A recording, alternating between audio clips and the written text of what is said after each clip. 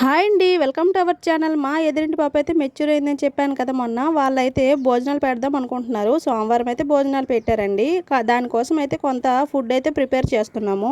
Vegetables అయితే cut చేస్తున్నామండి. మీ ముగ్గురం అయితే తెలుగు వాళ్ళమని అందరికీ తాంబూలాలు ఇచ్చేసి ఇంకా భోజనం అయితే పెడదాం అనుకుంటున్నారు. ఒక 5 ఫ్యామిలీస్ వరకు భోజనం పెడదాం అనుకుంటున్నారు. మా ఫ్లాట్ మొత్తం అయితే చెప్పారనమాట.